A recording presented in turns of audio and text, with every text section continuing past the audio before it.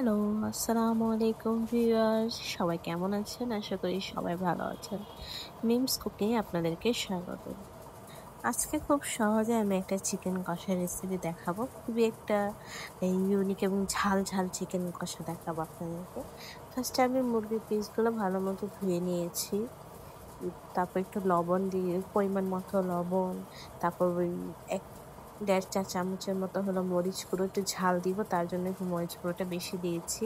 তারপর দিয়ে দিব ১ চা চামচের মতো হলুদ গুঁড়ো, ১ চা চামচ মতো জিরার গুঁড়ো, ১ চা চামচের মতো এই ধনিয়ার গুঁড়ো এবং ১.৫ চা চামচের মতো দিয়েছি আমি সাদা গোলমরিচের গুঁড়ো আর ১ চা চামচের মতো দিয়েছি আমি শুধু পোস্তের দানার গুঁড়ো। আর দিয়ে দিব হলো চাট মসলা। আর দিয়ে দিব হলো আমি ১ চা চামচের মতো এই গরম মসলার গুঁড়ো। এখানে প্রায় অনেক মসলাই লেগেছে। আমি এখানে আদা রসুন দিয়েছি 1/2 চা চামচের মতো এবং দিয়ে দিলাম সরিষার তেল। এখন দিয়ে আমি এটাকে ভালোমতো মাখিয়ে নিব একবার। যেন প্রত্যেকটা মাংসের সাথে মসলাগুলো ভালোমতো লেগে যায়। এখন আমি এটাকে কিছুক্ষণের জন্য ম্যারিনেট করে রেখেছিলাম আমি ০.৫ ঘন্টার মতো।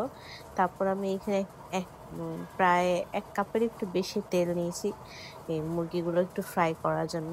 যেহেতু এটা ব্রয়লার মুরগি আমি একটু ফ্রাই করে নিব। টেস্ট আরেকটু বেশি আসে।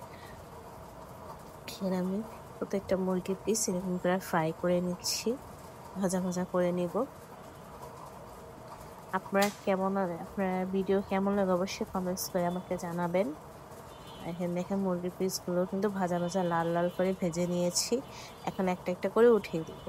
এখন সেই তেলেই আমি দিয়ে দিব প্রায় ১.৫ কাপের মতো পেঁয়াজ কুচি। পেঁয়াজ কুচিগুলো আমি দিয়ে দিব। দিয়ে এটাকে হালকা করে নেড়ে নিব। এখানে কিন্তু কোনো গোটা গরম মসলা আমি ব্যবহার করিনি চিকেন কষায়। এই দেখেন আর যখন পেঁয়াজগুলো লাল, লাল হয়ে আসবে আমি এটার মধ্যে লবণ দিয়ে দিব। অল্প পরিমাণ যেহেতু আমি চিকেনটার মধ্যেও লবণ দিয়েছি এইজন্য এখানে অল্প পরিমাণ দিয়ে দিব।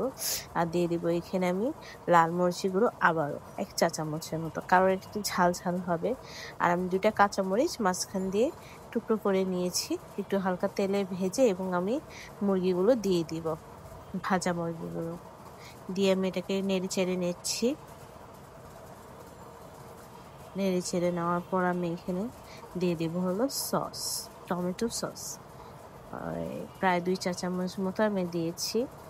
অল্প একটু পানি দিয়ে গুলিয়ে নিয়েছিলাম। তারপর আমি এটাকে ঢেকে দিয়েছি। ঢেকে দেওয়ার পর দেখেন কি সুন্দর একটা কালার আসছে এবং এটা কিন্তু আমি ১ ফোঁটাও পানি ইউজ করিনি। শুধু সসের সাথে একটু ইউজ করেছি। এর ব্যতীত আমি একটুও পানি ইউজ করিনি। দেখেন কত সুন্দর একটা কালার এবং টেস্ট কত হয়েছে দেখেন।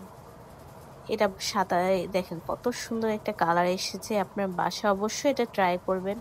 এটা এত টেস্ট হয়েছে বলার বাহিরে।